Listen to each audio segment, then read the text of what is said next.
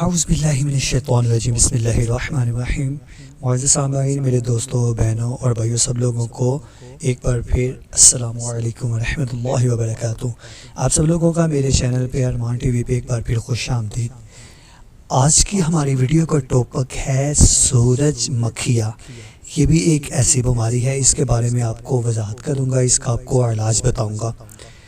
Video کی طرف بڑھنے سے پہلے آپ میرے چینل کو سبسکرائب کر دیں اور گھنٹی کے بیل کو پریس کر دیں تاکہ میرے نئے آنے والی ویڈیو سب سے پہلے آپ کو ملے۔ ٹائم ویسٹ کرنے کے بجائے چلتے ہیں ہم اپنی ویڈیو کی طرف۔ یہ ایک ایسی بیماری ہے جس میں جلد، بالوں، آنکھوں میں میلانن پیدا کرنے والے خلیے رنگ پیدا نہیں کرتے اور جسم بے رنگ ہو جاتا ہے۔ میں آپ کو اس کی وضاحت اتنی کر دوں گا، جس کو یہ بیماری ہے اللہ تعالیٰ اس کو شفا دے۔ اور اب ہم چلتے ہیں اس کے علاج کی طرف، کیونکہ ہماری ویڈیو جتنی لمبی ہوگی لوگ اتنا کم دیکھتے ہیں۔ اب چلتے ہیں اس کی علاج کی طرف۔ مریض کی آنکھوں اور جلد کا باقاعدگی سے معائنہ کیا جاتا رہے۔ بصارت کی کمزوریوں کے لیے چشمہ لگایا جائے، یعنی کہ نظر کمزور کے لیے۔ سورج کی چمک سے بچنے کے لیے کالی اینک ہمیشہ لگی رہے۔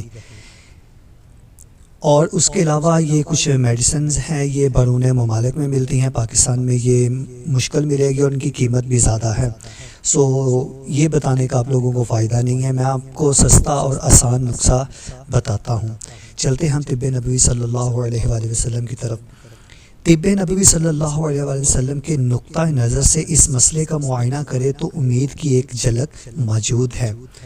بیماریوں میں ہماری دلچسپی کی اہم بات یہ ہے کہ اس میں رنگ کو پیدا کرنے والے خلیے موجود رہتے ہیں، لیکن وہ بعض فنی مشکلات کے باعث رنگ پیدا نہیں کرتے۔ طب نبوی صلی اللہ علیہ وآلہ وسلم سے ہمیں جسم میں رنگ پیدا کرنے والے خلیوں کو تحریک دینے والی کچھ دعائیں میسر ہیں، بلکہ محدثین نے لکھا ہے کہ حب الارشاد، ورس، قسط اور قاسنی کے جلدی اثرات کے بارے میں عربی کی جامع صفحات بیان کر دی ہے، جیسا کہ ترجمہ۔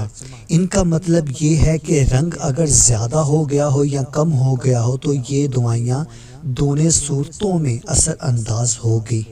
لیکن ہمیں اس کا آزمائش کا موقع نہیں ملا، بہت کم مریض ہوتے ہیں جو اس مسئلے میں ہوتے ہیں۔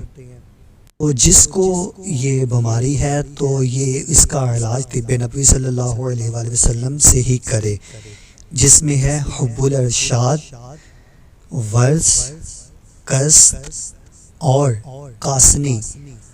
ان چاروں چیزوں کو لے کر پیس کر آپ نے چہرے کے اوپر لگانی ہے، جہاں پر یہ بیماری ہے وہاں پر آپ نے لگانی ہے، تو انشاءاللہ عز و جل اللہ کے حکم سے شفا یاب ہوں گے۔ اور اس کو آپ نے پینا بھی ہے پانی میں بھگو کر، تو انشاءاللہ عز و جل اللہ کے حکم سے شفا حاصل کریں گے۔